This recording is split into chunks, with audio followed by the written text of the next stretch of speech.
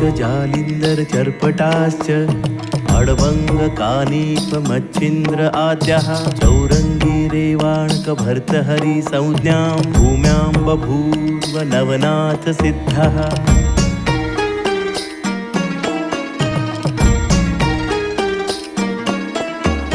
गोरक्ष जालिंदर चर्पटाश्च अडवंग कानीप मच्छिंद्र आद्यः चौरंगी रेवाणक भर्तहरि संज्ञां भूम्यां बभूव नवनाथ सिद्धः।